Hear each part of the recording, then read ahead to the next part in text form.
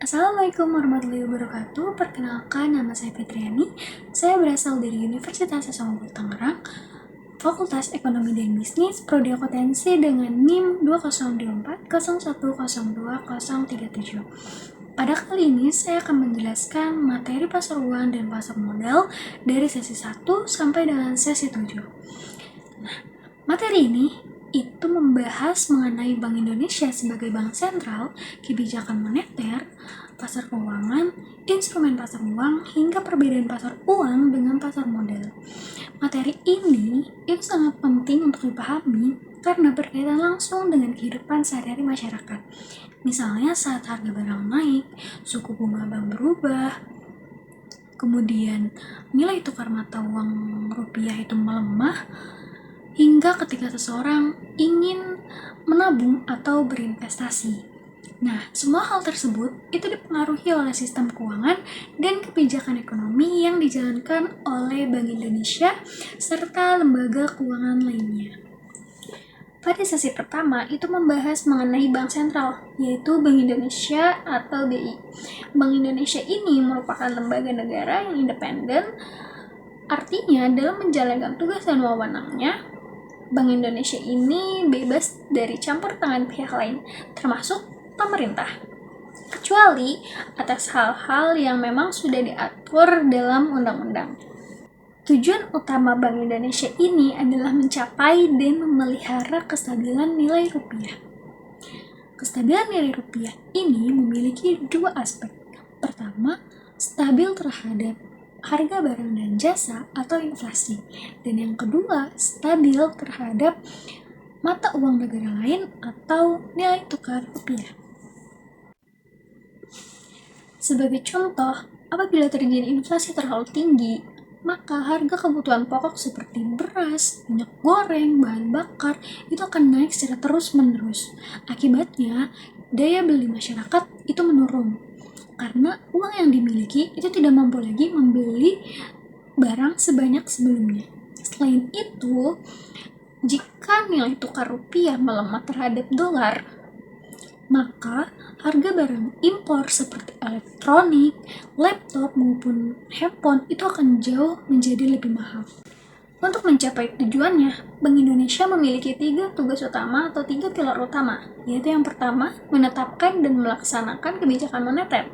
Kedua, mengatur dan menjaga kelancaran sistem pembayaran. Yang ketiga, itu menjaga stabilitas sistem keuangan.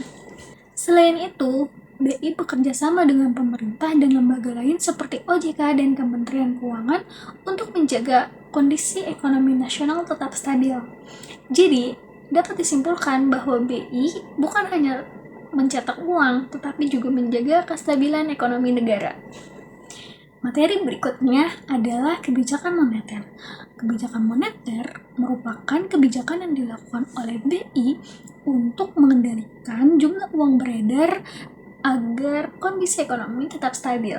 Tujuan utama kebijakan moneter ini adalah menjaga inflasi dan kestabilan nilai rupiah.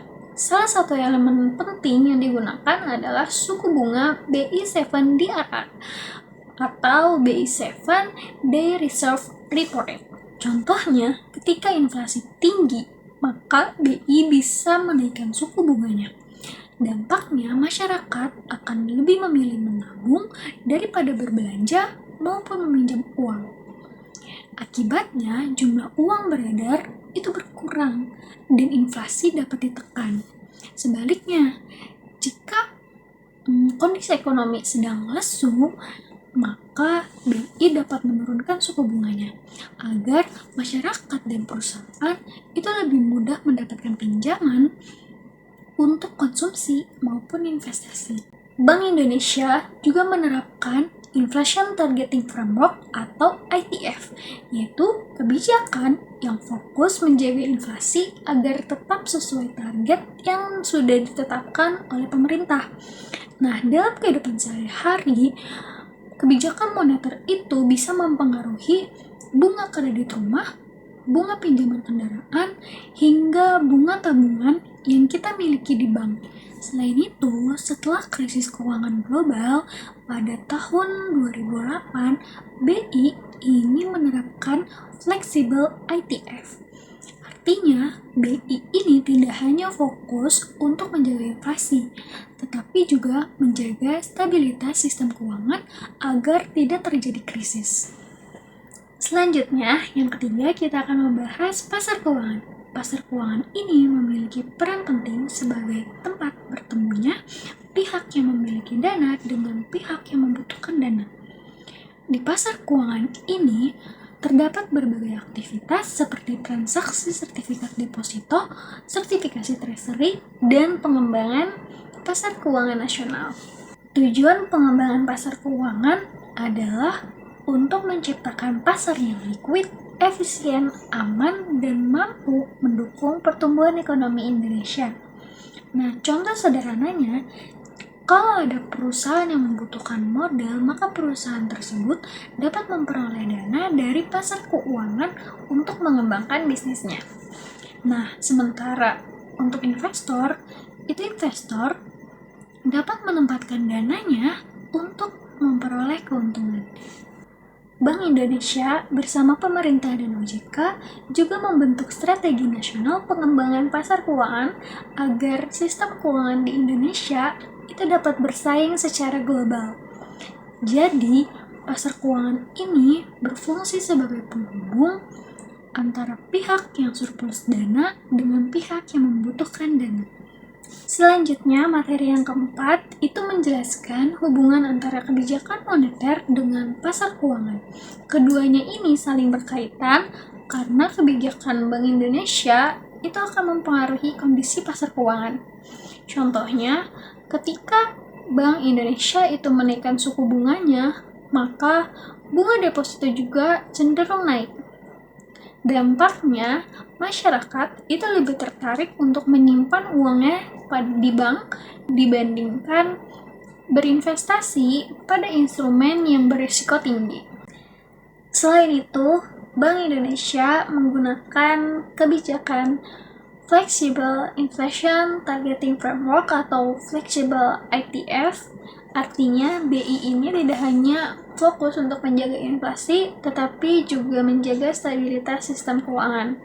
Kemudian, Bank Indonesia menggunakan kebijakan makroprudensial, yaitu kebijakan untuk mencegah resiko krisis keuangan.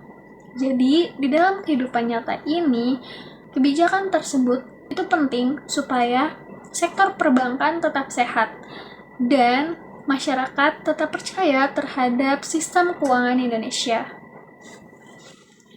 Selanjutnya, materi kelima ini membahas pasar uang. Pasar uang itu merupakan tempat diperdagangkannya instrumen keuangan jangka pendek dengan jatuh tempo kurang dari 1 tahun. Fungsi pasar uang ini sangat penting, diantaranya sebagai sarana pendanaan jangka pendek, menjaga likuiditas, kemudian membantu pelaksanaan kebijakan moneter, dan menjadi tempat investasi jangka pendek. Nah, pelaku pasar uang ini meliputi Bank Indonesia, bank umum, pemerintah, perusahaan, dan lembaga keuangan. Contohnya, ketika bank mengalami kekurangan dana sementara, maka bank dapat meminjam dana melalui pasar uang supaya kegiatan operasionalnya tetap berjalan. Kemudian untuk instrumen yang diperdagangkan di pasar uang antara lain SBI, SBPU, deposito, repo, dan treasury bills. Nah, pasar uang juga membantu BI dalam proses pasar terbuka untuk mengatur jumlah uang beredar di masyarakat. Selain itu, pasar uang ini memiliki resiko yang relatif lebih rendah dibandingkan dengan pasar modal karena jangka waktunya pendek. Oleh sebab itu, pasar uang ini sering digunakan untuk investasi jangka pendek dan pengelolaan dana sementara. Selanjutnya, materi ke-6 itu membahas mengenai instrumen pasar uang. Nah, instrumen pasar uang ini merupakan surat berharga jangka pendek yang digunakan dalam transaksi pasar uang. Beberapa instrumen pasar uang antara lain itu yang pertama ada Treasury Bills atau T-bills. T-bills ini merupakan surat utang jangka pendek yang diterbitkan oleh pemerintah atau bank sentral. Nah, instrumen ini dianggap aman karena dijamin oleh pemerintah. Terus yang kedua, ada sertifikat Bank Indonesia atau SBI. SBI ini adalah surat berharga yang diterbitkan oleh Bank Indonesia untuk mengendalikan jumlah uang yang beredar. Ketika Bank Indonesia ingin mengurangi jumlah uang yang beredar, maka SBI dijual kepada masyarakat atau bank.